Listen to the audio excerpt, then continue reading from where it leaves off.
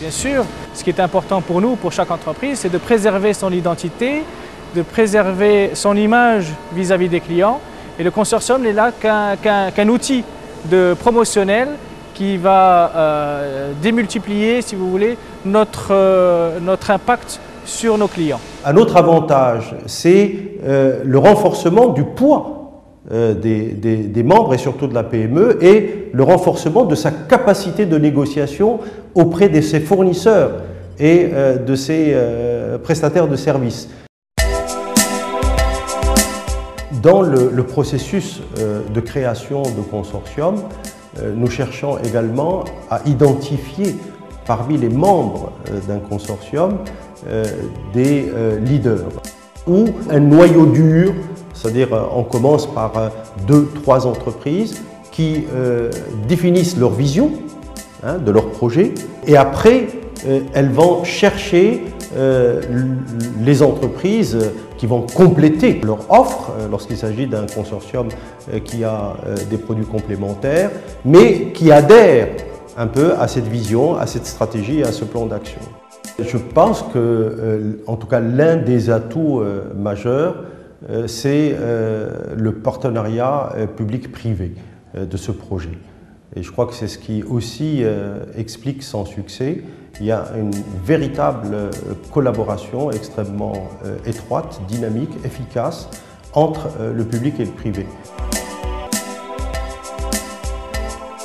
Dans sa politique de promotion des exportations, le ministère du Commerce extérieur a mis le développement des consortiums parmi ses priorités.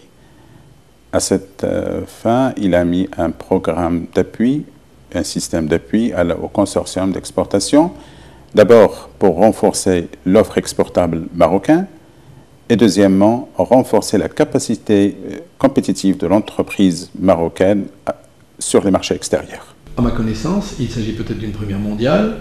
C'est la première fois qu'un gouvernement confie à une association professionnelle privée le soin de gérer un fonds public pour le développement de la promotion à l'international.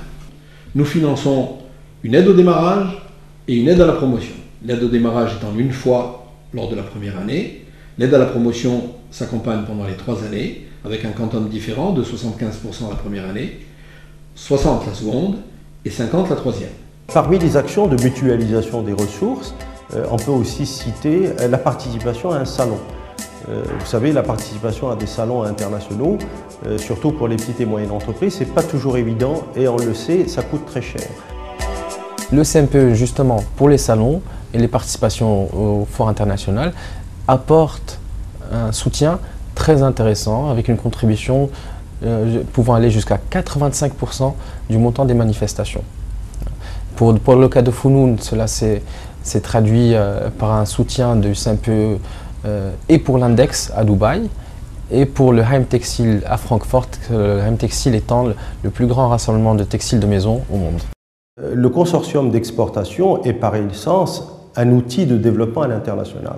Mais notre expérience au Maroc nous permet de dire que le consortium c'est aussi, et il s'est avéré être un formidable instrument de mise à niveau. On ne peut pas se présenter sur les marchés internationaux sans avoir un produit qui soit compétitif et qui réponde aux standards internationaux.